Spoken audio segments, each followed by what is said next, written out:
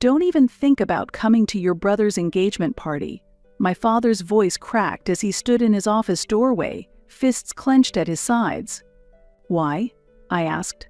The serving tray I'd been polishing clattered to the floor. After years of trying to earn his respect, my heart sank like a stone. I stood frozen, watching as he turned back to his desk, tears welling in his eyes, but not for me. For his reputation, for his family's standing, for the embarrassment he felt having a daughter who served food instead of managing portfolios. However, 3 days later, they faced a major problem. The irony wasn't lost on me. My passion for food began in childhood, creating desserts in our family kitchen that made everyone smile.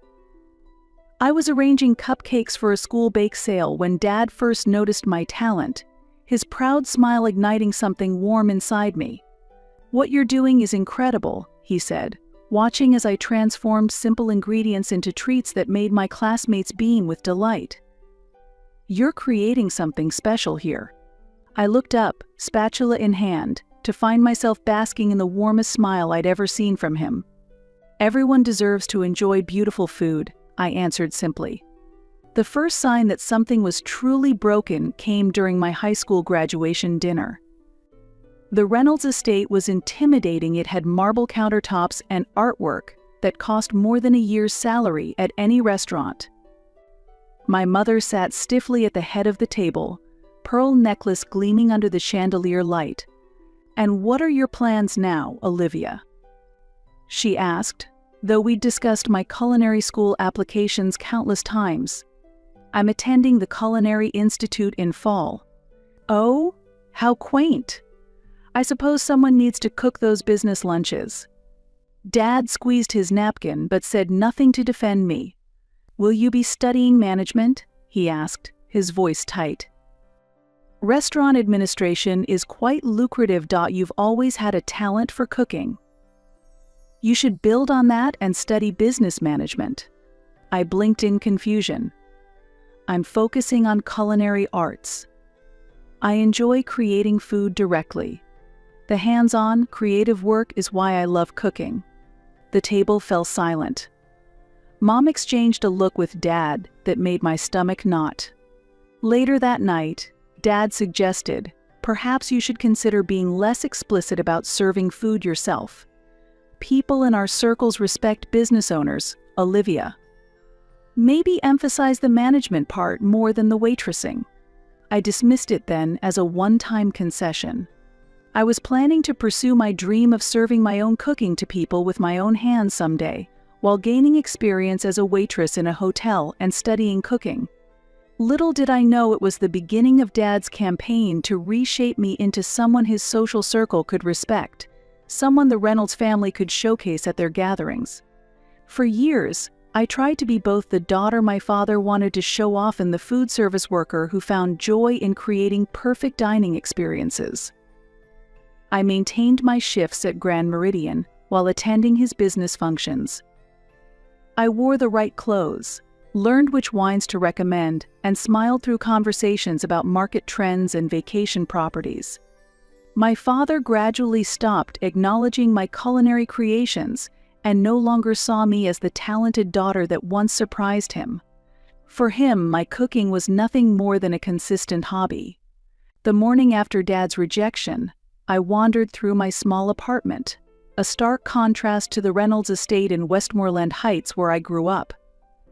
My neighbors were teachers, nurses, and retail workers, people whose professions didn't involve investment portfolios or country club memberships. I remembered the charity gala I'd attended 6 months ago at Dad's insistence. A family friend, Catherine Whittington, champagne flute in hand, had cornered me by the appetizer table. "Walter mentioned you work downtown. Which firm are you with?" Her diamond tennis bracelet caught the light as she gestured. Before I could answer, Dad appeared at my side, his hand pressing firmly against my elbow. "Olivia's in the hospitality industry. She's quite talented at event coordination." Not a lie, but not the truth either. I noticed how he'd steered the conversation away from my hands-on work, my actual passion. That night, after everyone left, I confronted him. "You made it sound like I sit behind a desk all day." "I just simplified things," he said, loosening his tie. "They wouldn't understand what you do anyway." "What's there to understand? I'm a waitress at a hotel restaurant." "I'm proud of that." He sighed, that familiar crease forming between his eyebrows. "Olivia, in our circles, people expect a certain trajectory. No one serves food unless they own the restaurant." I maintained my hotel schedule despite Dad's hints that perhaps I could afford to find something more suitable now.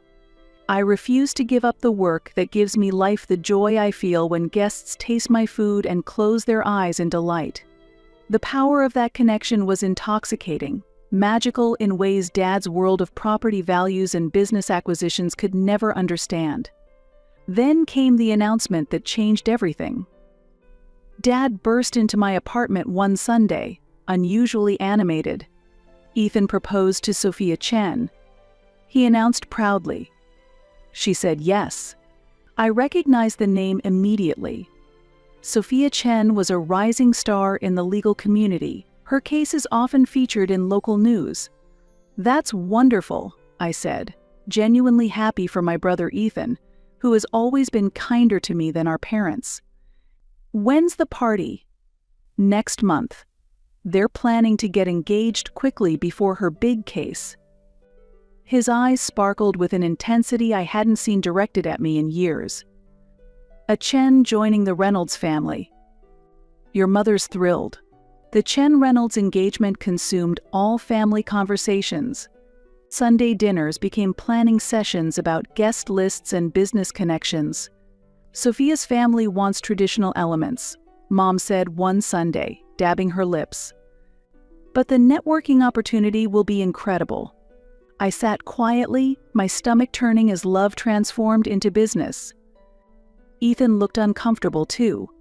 As the party approached, Dad's criticisms grew harsher, no longer suggestions but demands. "Can't you take that week off?" he asked during a rare visit. "Why don't you help with the preparations instead of waiting tables?" "Why would I do that?" Sophia's connections include judges, politicians, people who could help this family. "Help with what, Dad?" "I have a job I love." "I'm talking about a real job, Olivia." He stood up as his voice rose. "Something befitting a Reynolds. Not serving food all day, like a teenager." The silence that followed was deafening. I felt the final thread connecting a snap. "Is that what you think I do? Just serving food? You know what I mean. I create experiences. I make people feel welcomed." "What exactly do you do, Dad, besides worrying about what others think?" Our relationship fractured completely. The man who once watched me cook with wonder now couldn't look at me without disappointment. 1 week before Ethan's engagement party, I was offered the chance to cater a local film festival. Maya, our hotel's chef, had recommended me for it. It was my chance to launch my dreams. I accepted the offer immediately. When I told my father I couldn't help prepare for the engagement party because I would be busy, his face twisted in disbelief. "You're choosing to serve appetizers instead of helping prepare for your brother's engagement party." What followed was the argument that ended everything, harsh words thrown like knives, years of resentment surfacing. Dad accused me of embarrassing the family by refusing to move beyond my little food service job. I accused him of valuing who he wanted me to become rather than who I was.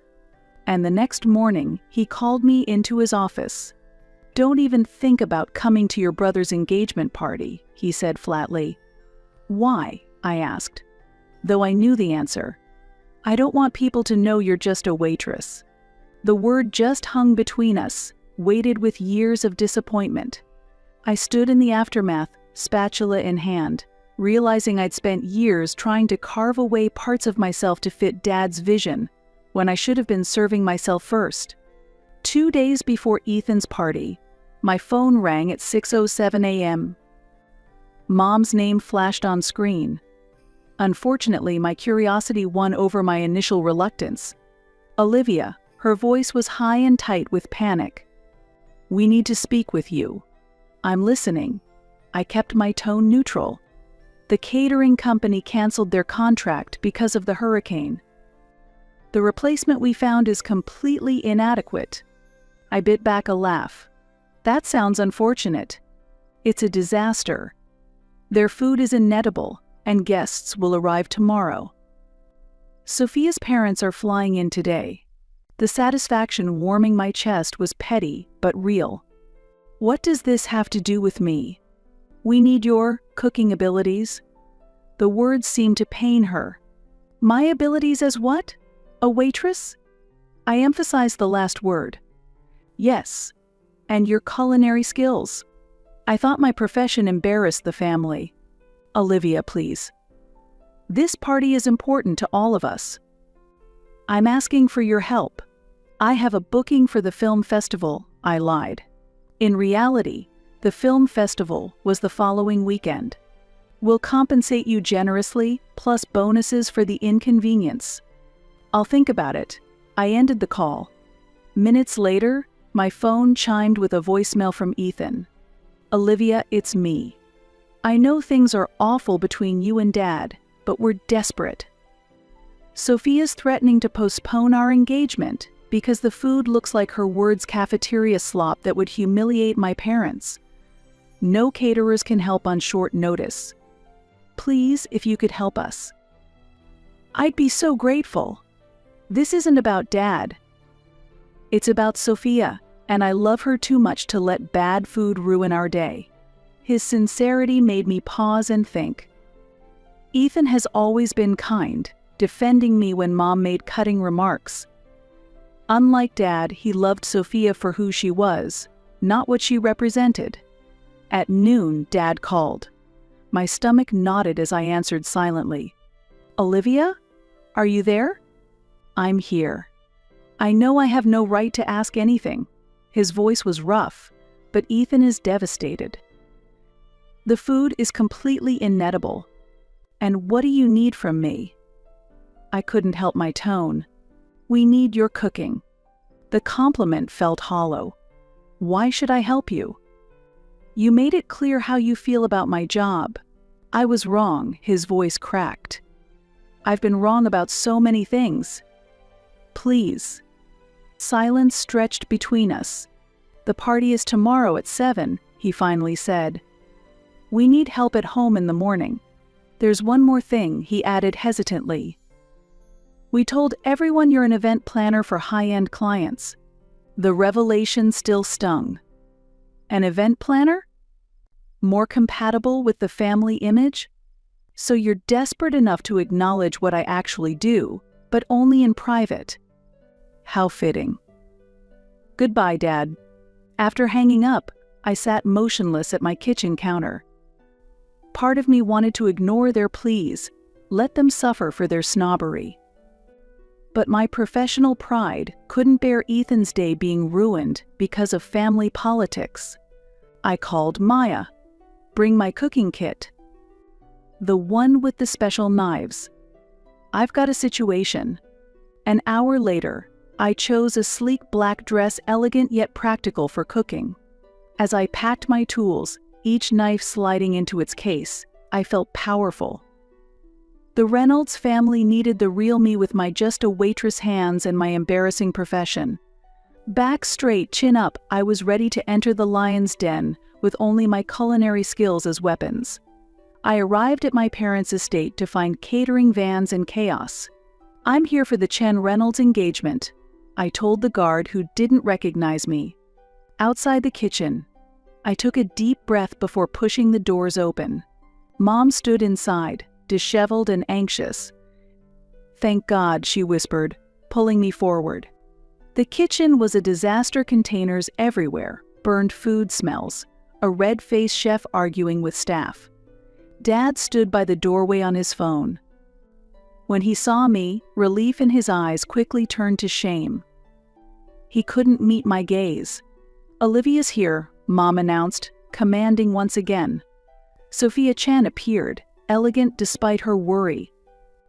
The food samples were indeed catastrophic: overcooked meat, broken sauces, terrible presentation. "You're the chef?" she asked, hope in her eyes. "I am," I replied, setting my case down. "I'm Olivia." "Walters," she hesitated. "Daughter," I supplied simply. I surveyed the kitchen disaster. She nodded, giving me space to work. "The caterer said this was their emergency chef." "Clearly their standards don't exist," Sophia remarked, pointing at the food disasters. I assessed the ingredients quickly. Challenging, but not impossible. "I can fix this," I said, opening my knife roll with practiced hands. Mom watched with surprise as I arranged professional knives and tools with precise efficiency. "What were you hoping for?" I asked Sophia while examining the supplies. "Something elegant but approachable, not pretentious," she explained with animated hands. "We love comfort food with thoughtful presentation." I nodded, a menu forming in my mind. "I can create that for you. I'll need 4 hours. "We don't have," Mom began. "4 hours, or your guests eat this," I interrupted calmly, pointing to the burned food. "Your choice." Mom fell silent. Dad shifted uncomfortably nearby. "Do what you need to," Sophia decided. Everyone out. "Except, would you mind if I stay, Olivia?" "I'd like to watch you work." Mom's face showed pure indignation. Within moments, everyone else filed out. As I organized the kitchen and rescued ingredients, Sophia relaxed. "Thank you," she said softly, "not just for the food, but for escaping family pressure." I smiled, happy to help with both. As I worked, we talked easily. Sophia was refreshingly unpretentious. "So you're the mysterious sister," she observed. "Ethan praises you, but your parents avoid mentioning you." "I bet they do." "What did they say I do?" "Event planning for elite clients," she laughed, "though no one would show me your portfolio." "Because it doesn't exist," I met her eyes. "I'm a waitress at Grand Meridian. That's my job and I'm proud of it." "And they're ashamed of that." She shook her head slightly, careful not to disturb my cutting. "That sounds exactly like the Reynolds family I've been getting to know." As I worked my culinary magic, Sophia shared her own journey. She'd grown up in a small immigrant community, daughter of a factory worker and a seamstress. Her path to becoming a lawyer had been paved with waitressing jobs, academic rejections, and cramped apartments shared with too many roommates. "People see me now and assume I was handed this career," she said. "They don't see the years of grinding before the overnight success." My heart raced with recognition. Success that comes too easily isn't appreciated. "Exactly," she nodded, eyes bright. "That's what connects Ethan and me. He may come from wealth, but he's designing his own path, rejecting his father's connections.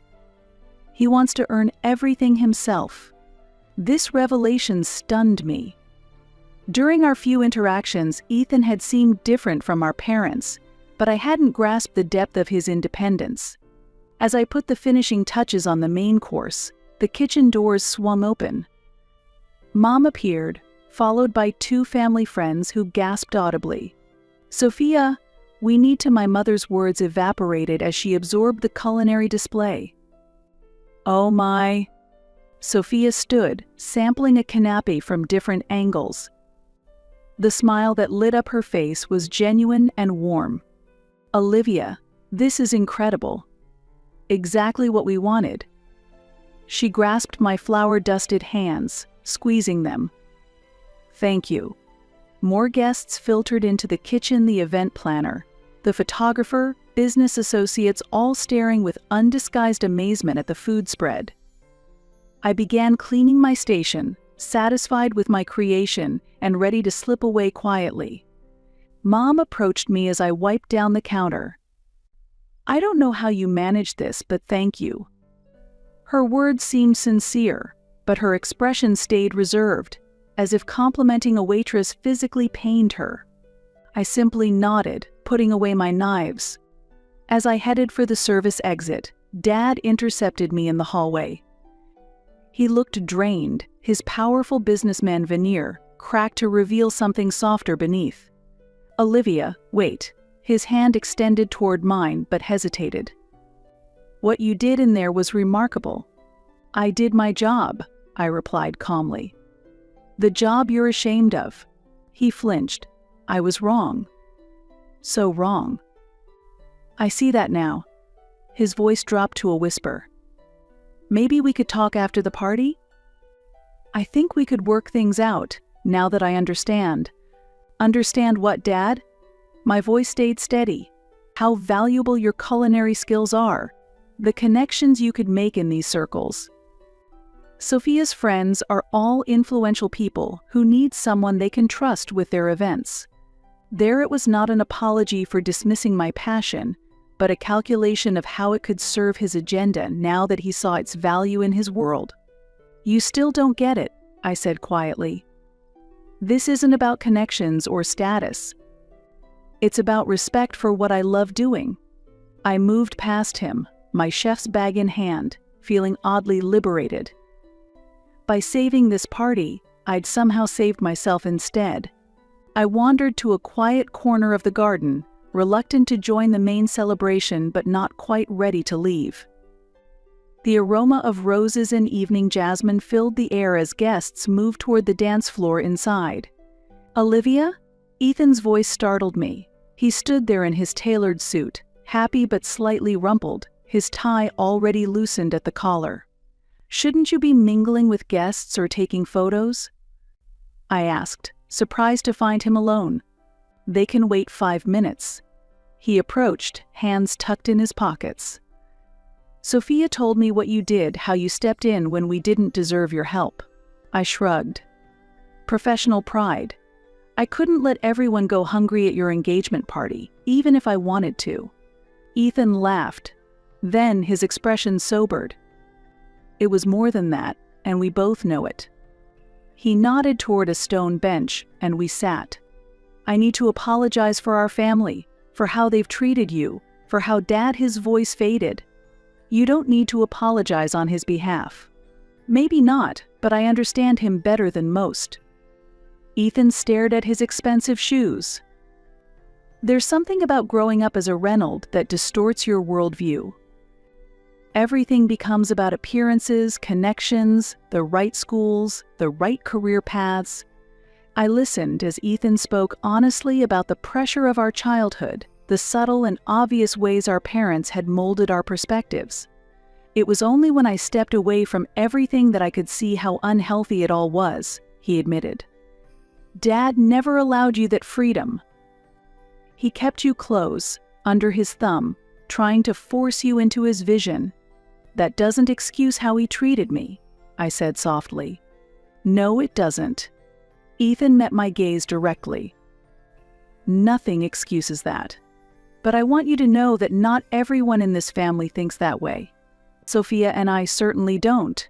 As we walked back toward the party, Ethan asked something that caught me by surprise. "What will you do now?" "About you and Dad?" "I'm not sure yet," I answered honestly. "But I know I won't make myself smaller anymore to match someone else's definition of success."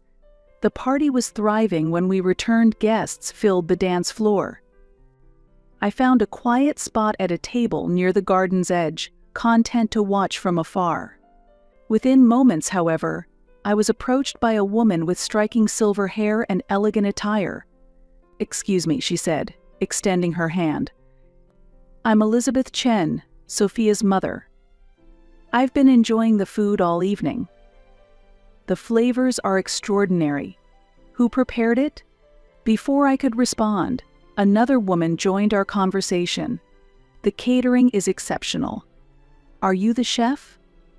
"Please tell me you're available for events in Boston." The buzz traveled quickly. Throughout the evening, I was approached by various guests, lawyers, executives, event planners, all asking about my cooking. I distributed the simple contact cards I'd slipped into my purse, explaining my position at the Grand Meridian, while mentioning I occasionally catered private events. From across the garden, I noticed my father observing these conversations, his expression a mixture of astonishment and opportunism. When he finally approached, champagne glasses in hand, his smile was the practiced one he used for potential investors. "Seems like you're the star of the party," he said, offering me a drink. I took the champagne but held it untasted. "Just connecting with potential clients." "I've been reflecting," he began, lowering his voice conspiratorially, "about our earlier discussion. We should really reconsider your situation. Watching you work today, seeing all these influential people respond to your talent, I can now see real opportunity here." "Opportunity?" I echoed, the word tasting sour. "For both of us," my father continued, blind to my reaction. "Your culinary skills, my business network. We could reimagine your career path, perhaps launch an exclusive catering service for elite clients. Maybe even open a boutique restaurant under the Reynolds name." His words revealed everything. Even now, he couldn't simply value what I did. He needed to repackage it, elevate it, make it acceptable to his social circles. I placed the untouched champagne on a passing waiter's tray. "No thank you, Dad," I said evenly. "I'm not interested in rebranding my passion to make it palatable to you." I walked away before he could answer, heading toward the exit. My mother intercepted me by the garden gate, a small envelope in her perfectly manicured hands. "Olivia, darling," she said, her voice sugary in a way I'd never heard before. "We cannot express our gratitude enough for your help today. We'd like to show our appreciation." She held out the envelope. I knew without looking it contained a check payment for services provided, with perhaps a bonus for the embarrassment of having to acknowledge my profession. "I don't want your money, Mom." Her smile wavered. "But surely you deserve compensation for your time and talent." "What I want is much simpler," I said, meeting her eyes directly. "Recognition that there's dignity in all honest work, including serving food. That what matters isn't a career's prestige, but the passion and skill one brings to it." My mother blinked repeatedly, visibly thrown by my response. "I don't understand what you—" "You don't need to understand," I interrupted kindly. "Just think about it. For Ethan and Sophia's sake, if nothing else." I stepped into the cool night air, the burden of years of compromise lifting with each stride away from the celebration. Tomorrow, I would call Maya about that restaurant space she'd spotted. Next week, I'd discuss launching my catering business with the contacts I'd made tonight. The hotel promotion I had conflicted with the party had promised to hold the position open. And so I made a significant decision to completely sever ties with my father, who only thinks about his own interests, and my mother, who always cares solely about appearances. I sent the two of them a concise message. From now on, our relationship is over. I have no intention of wasting any more time with family members who fail to recognize my value. Dad, you tried to use me solely for your social status and interests, while Mom, you always felt ashamed of my very existence. I wish happiness to Ethan and Sophia, but I no longer desire any contact with you two. Goodbye." As I reached my car, my phone buzzed with a message.